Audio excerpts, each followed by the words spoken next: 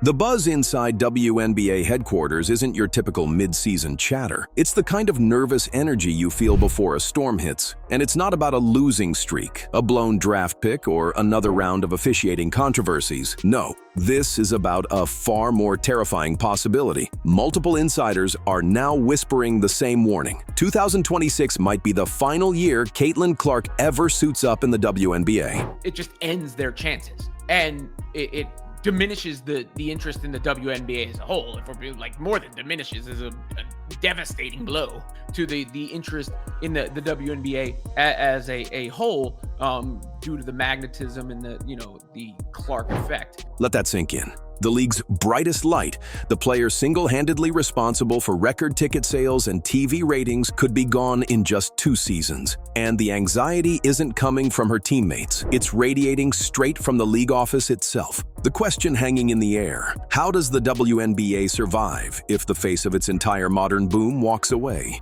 Being active and playing 4 games and then not, and not feeling the best, and then frustrated of how hard I worked in the off season, and then all I do is rehab and continue to do this process, and just trying to trust that the best I can. And obviously there's really frustrating days, and there's days where it's a little bit easier, and you're very, very motivated, and you're right close to the finish line of getting back and being back, and then it's not like I have a training camp to build up to playing my first game again. It's no, you're tossed into... Here's the blunt truth. The WNBA is acting like it has all the time in the world. They're dragging their feet in CBA negotiations as if Clark's future is somehow locked in by default. But behind closed doors, people who understand the business side of sports are sounding the alarm. These aren't random Twitter hot takes. They're the words of seasoned industry insiders who live and breathe revenue charts, media contracts, and player market value. And their verdict is clear. The clock is ticking fast, and if things don't change, Clark won't fade out or retire.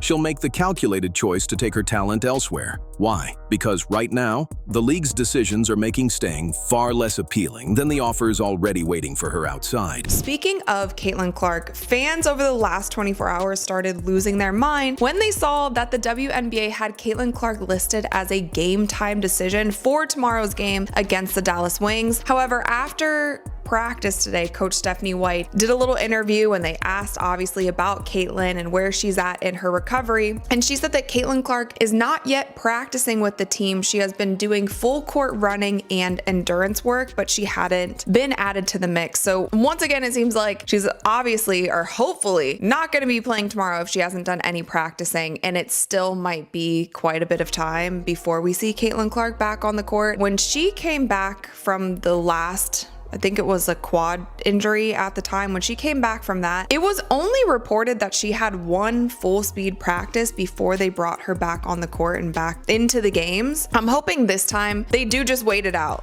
Let's just see how she does. When you get Caitlin Clark back into the mix, you want her to be at full speed. You want her to be the Caitlin Clark, be playing at the Caitlin Clark level that we all know and love, and that will really help the team. Rushing her back at this point of the season when they have less than a month left in regular season is just not smart. The year 2026 isn't just another date on the calendar. It's the expiration point for the current WNBA collective bargaining agreement. And this time, there's a dangerous storm brewing. If the league and players can't find common ground, the season could be lost entirely. Normally, labor disputes are just background noise in sports business. But Caitlin Clark isn't background. She is the show. Her second-year explosion in ratings, her sold-out arenas, her jersey sales that dwarf everyone else's. These aren't perks. They're the engine pulling the whole train. Yet instead of locking that engine in long-term, the league is stuck between 2 pressures. Players demanding massive salary jumps,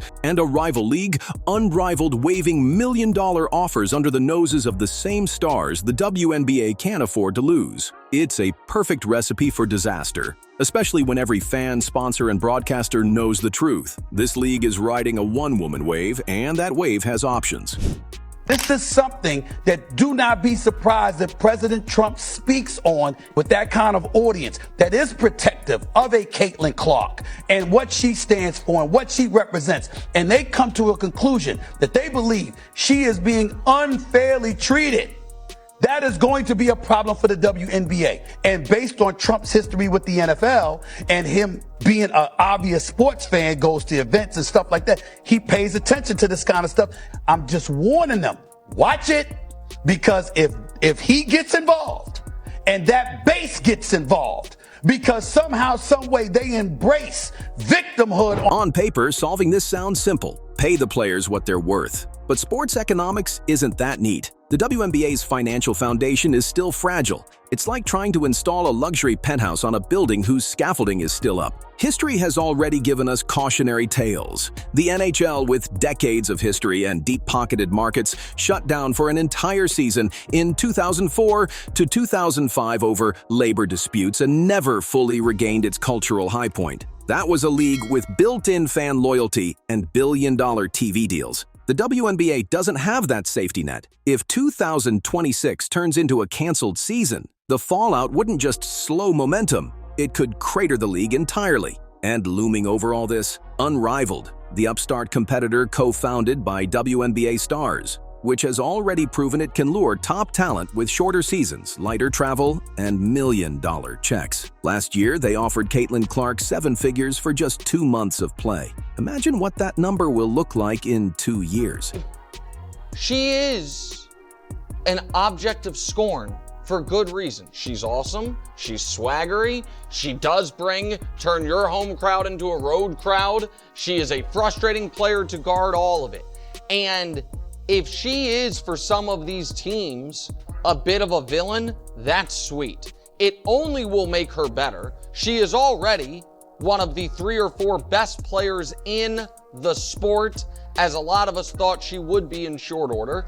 And it is, sports are best. Unrivaled's existence isn't just a new league, it's leverage. In year 1, they pulled in $27 million in revenue, giving players a public example that they can make real money without the grind of a WNBA schedule. Profit, none yet, but that doesn't matter in the short term. For players, the takeaway is simple. There's an alternative path, and it's already paying better. And here's where Clark's importance becomes crystal clear. She's not simply the most popular player. She's the gravitational center of the league's attention economy. When she plays, arenas sell out, ratings spike, and casual fans suddenly care about Tuesday night basketball. When she's absent, numbers dip across the board. That's not sustainable growth. It's a single superstar carrying an entire business model on her shoulders. Remove her, and the WNBA isn't trimming a branch. It's chopping down the tree.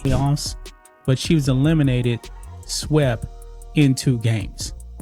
But the WNBA, man, these players have been acting like they are victims.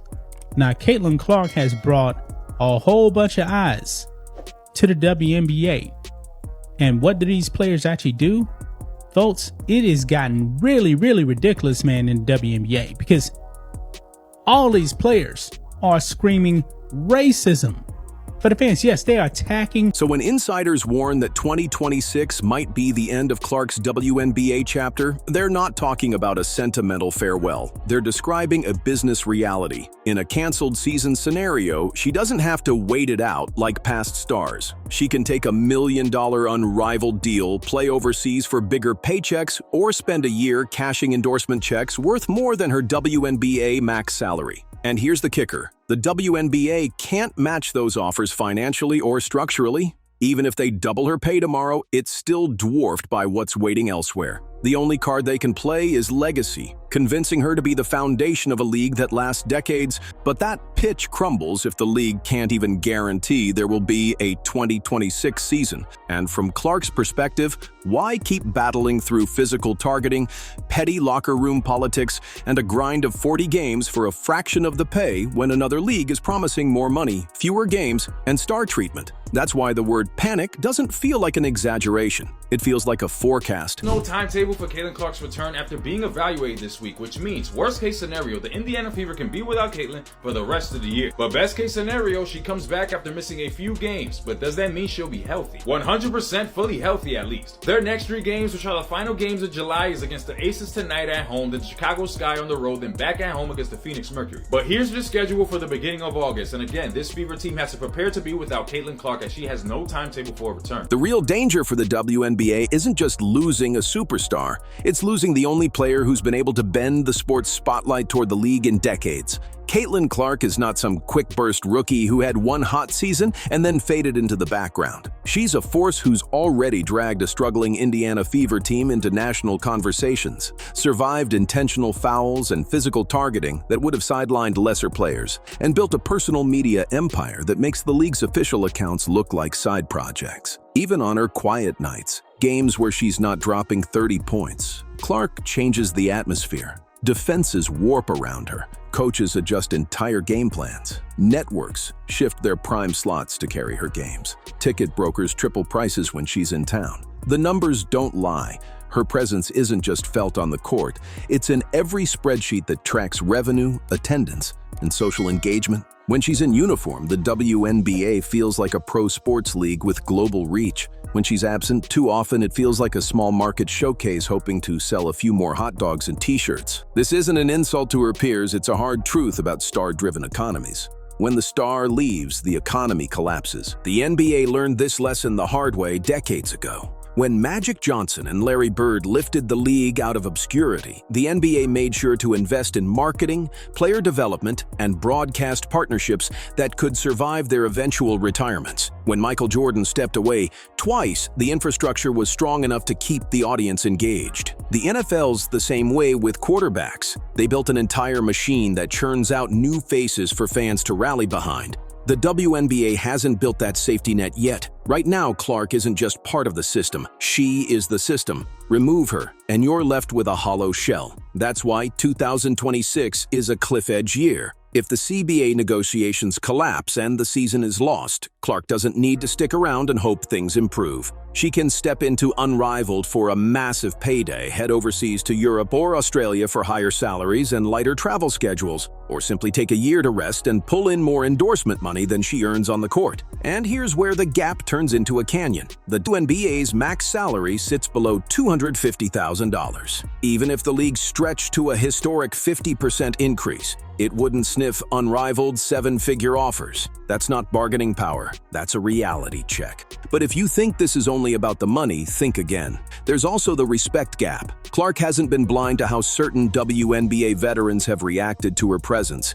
Passive-aggressive post-game comments, dismissive press conference answers, and a steady parade of hard fouls that feel more like personal vendettas than defensive plays. Now contrast that with Unrivaled's approach. They're positioning themselves as the Players' League, where stars get more say, more spotlight, and more control. They've added roster spots, raised salaries, and handed marquee players direct involvement in marketing decisions. The pitch is simple. We'll pay you more, we'll play you less, and we'll treat you like the main event. For someone who's been carrying the WNBA's media load almost single-handedly, that's not just tempting. It's logical. And the nightmare scenario no one in WNBA leadership dares to say out loud? Clark walks, Unrivaled eventually collapses. And by the time the WNBA tries to bring her back, the brand is too damaged. The sponsors will have moved on. Casual fans, the ones Clark brought in, will have stopped caring. And the league will be right back where it was a decade ago, begging for relevance and hoping for a miracle draft pick. That's why panic isn't just sports talk hype. It's the most accurate word for what's happening behind closed doors. This isn't about a bad season or an off-court controversy. It's about a league standing at a crossroads with the most important player it has ever had. In business, you don't get many shots to lock down a generational star who increases the value of every single contract around her. The WNBA has that star right now, and yet the clock is ticking toward a CBA showdown that could either secure her for the long haul or shove her straight into the arms of a competitor. If the latter happens, there is no next Caitlin Clark waiting in the pipeline. Her college-to-pro transition created a cultural wave that brought in fans who had never touched WNBA content before. She's not a replaceable piece. She's the keystone. Pull her out, and the whole structure wobbles. If she's gone after 2026, the league's current version may not survive in anything close to its present form. And the bitter truth is, the only people who can prevent that outcome are the ones who seem least aware of how close they are to losing everything.